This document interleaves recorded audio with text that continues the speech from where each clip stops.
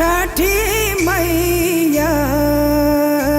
शारदा सिन्हा, जी हाँ, बिहार की माटी की स्वर कोकिला शारदा जी की आवाज में छठ के गीत दूर से ही रस घोल देते थे। महापर्व छठ पर देश विदेश की नदियों सरोवरों के किनारे उगते सूर्य की उपासना से शाम तक पूजा के विधान के साथ साथ शारदा जी की आवाज में बजते छठ गीतों के बिना छठी मैया की पूजा अधूरी लगती थी। जैसे ही इन महान गायिका के निधन का समाचार इनके पुत्र अंशुमन सिन्हा ने ट्वीट किया, वैसे ही इनके करोड़ों प्रशंसक दुख में डूब गए। एम्स दिल्ली से इनके पुत्र ने इनके बिगड़ते स्वास्थ्य की जानकारी देते हुए भावुक संदेश का वीडियो भी बनाया था। मगर संयोग देखिए, आजीवन छठी मैया के गीत पूरे समर्पण के साथ गाने वाली शारदा सिन्हा इसी पावन पर्व के शुरू होते ही भौतिक शरीर को छोड़कर उस सूर्यलोक में चली गई, जिनको इस पर्व में पूरी श्रद्धा के साथ अर्घ्य देने की परंपरा है। मानो भगवान अपने पास उन्हें बुलाकर उस दिव्य लोक से उन्हें उनके गाय गीतों के साथ सूर्य भगवान को अर्घ्य देते करोड़ों लोगों को एक साथ दिखाकर उनके जीवन की तपस्या को साकार कर रहे हों। पहल के संपादक आलोक शुक्ल ने शारदा सिन्हा जी के बारे में एक बड़ी बात सबके सामने लाई है। शारदा सिन्हा छत्तीसगढ़ के अंबिकापुर आकाशवाणी के केंद्र में 1980 के दशक में आई थी। उस समय अंबिकापुर के आकाशवाणी के निदेशक आमिक हनफी जी थे, जो स्वयं बहुत विद्वान और कलापारखी थे। हनफी जी ने सरगुजा संभाग के रामानुजगंज में कनहर नदी के पार से आती इनकी मधुर आवाज को सुना और इन्हें कार्यक्रम के लिए मां महामाया की नगरी अंबिकापुर बुलाया। अभी गायिका शारदा जी का निधन हुआ जी, वो भी छठ पर्व के समय। सबसे प्रसिद्ध गीत उनका कौन सा था? वैसे तो छठ के गीत बहुत सारे गीत हैं उनके, और शारदा सिन्हा वैसे तो गजल गाती थी शुरू में, बाद में मैथिली में और भोजपुरी में, हिंदी में, सब में गाने लगी। लेकिन सबसे ज्यादा नाम हुआ उनका छठ गीतों से। तो वो जो गीत था,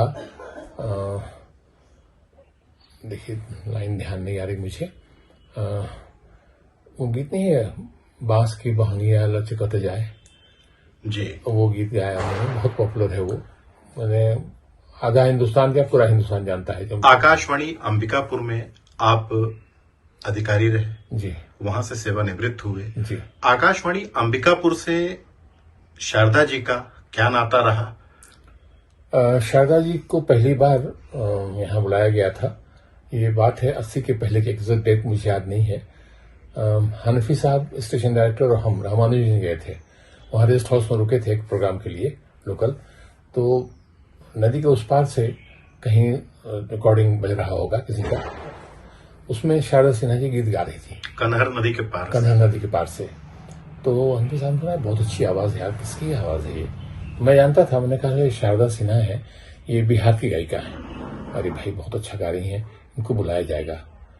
कहाँ की है ये? मैं कहा मुझे मालूम नहीं सर, बिहार की हैं। तो पटना उन्होंने फोन किया और वहां से मालूम पड़ा कि दरभंगा के आर्टिस्ट हैं, बी ग्रेड के आर्टिस्ट हैं। तो दरभंगा उन्होंने फोन किया, पता हाँ हमारी आर्टिस्ट हैं, लेकिन रहती समस्तीपुर में है। हनफी साहब ने मुझे कहा हम कंसर्ट कर रहे हैं, इस तारीख कंसर्ट है, आप जाओ उनको लेके आओ। आपका लेने के लिए मुझे भेजा उन्होंने। तो मुझे भी डर लगे, पहली बार जा रहा हूँ इतना दूर बिहार में, पटना से आगे जाना पड़ेगा। फिर गया, मैं बस से गया और पूछते पूछते समस्तीपुर पहुंचा, उनका घर पूछा तो वहां सब जानते थे, बताया कि ये घर है। वहां गया, शारदा जी मिली, बहुत प्रसन्न हुई मिलके वो। उन्होंने कहा कि ठीक है तो भाई चलेंगे। यहाँ पे वो जब आई जी, उन्होंने अपना कार्यक्रम दिया आकाशवाणी जी, में जी, जी। उनकी रिकॉर्डिंग हुई आप लोग की मौजूदगी में, जी, और मैं अनाउंसर था तब, मैं अनाउंसर था तब आप अनाउंसर थे जी। आपने शुरुआत की थी। जी जी, स्टेज पर मैं ही था उस दिन। अच्छा, स्टेज परफॉर्मेंस था उनका यहाँ? वही कंसर्ट था ना, म्यूजिकल कितनी कंसर्ट। भीड़ थी उस समय उनके? आकाशवाणी में भीड़ बहुत ज्यादा नहीं होती थी, सब पास मिलता था लोगों को, उसी से आते थे लोग। तो भी अभी जो आकाशवाणी है उसका जो मैदान है सामने थोड़ा सा बैठने के लिए, कम से कम 700-800 लोग बैठते थे उस समय। 700-800 700-800 80 के दशक। हाँ हाँ हाँ, ना सिर्फ नाम से आकाशवाणी कंसर्ट कर रहा था ना, इससे 700-800 लोग आते थे। तो आप ये बताइए कि आपके घर भी आई ऐसी जानकारी मिली? रुकी मेरे घर में ही। हमने कहा भी गेस्ट हाउस में आपके लिए करते हैं, नहीं हम नहीं जाएंगे, हम तो आपके घर रहेंगे। हमारी श्रीमती से परिचय हुआ और बहुत मानने लगी हैं श्रीमती जी को। तब एक बड़ी आप दुख में भी हैं थोड़ा, उनका निधन हुआ। आप भी ये सुन भाव के भी बहुत माने खराब लगता है मुझे। ये सुन के मुझे बहुत खराब लगता है, मैं बात नहीं कर पाता जल्दी, क्या कहा जाए इसको। भगवान उनकी आत्मा को शांति दे। पति पत्नी दोनों बहुत मानते थे मुझे, दोनों आते थे यहाँ। शारदा जी तो बहुत ही मानते थे, मैं भाभी कहता था हमको, और मेरी वाइफ को हम चंदा कहते थे, मैं नाम लेता था उनका। तो वो भी जब भी बात होती फोन से भी तो फिर चंदा से बात कराई। आपके घर में रही, खाना खाई? हाँ हाँ, बहुत। और यहाँ तक कि मेरा बड़ा बेटा जो है कई बार उनके प्रोग्राम में तबला बजाया है उनके साथ। अच्छा जी, अमरकंटक में कंसर्ट हुआ था, वहां भी तबला बजाया। वो उमरिया जिले में कंसर्ट किया था मैंने आकाशवाणी से, तो वहां भी तबला बजाया। अंबिकापुर में शारदा सिन्हा आकाशवाणी में उस समय के अनाउंसर अमरेश्वर दुबे के यहाँ रुकी थीं। वो माँ महामाया के मंदिर में एक मनौती भी मानी और जब ये मनौती पूरी हुई तब वो यहाँ दर्शन के लिए भी आई थीं। जब पहली बार आई थी यहाँ तो वो प्रेग्नेंट थी बेचारी, वो महामाया ले गया उनको। महामाया माँ से प्रार्थना की, माँ आपकी बेटा दे दीजिएगा, और भगवान महामाया कृपा हुई, बेटा ही हुआ उनका। तो फिर बेटा को छोड़ के कुछ दिन के बाद यहाँ आई कि महामाया माई के दर्शन कर लेती हूँ, मिल लेती हूँ। आई, फिर गई महामाया मेरे साथ, प्रणाम किए और कहीं क्या कृपा है महामाया माई की। देखिए ना, बेटा भगवान दी है, बेटा बड़ा हो गया, बढ़िया गाता होता है वो। परिवार उनके कितने लोग हैं? अब इतना डिटेल तो नहीं मालूम मुझको, लेकिन मैं घर गया हूँ अभी 2-3 महीने पहले, तो शारदा जी उनके पति थे, वो भी नहीं रहे।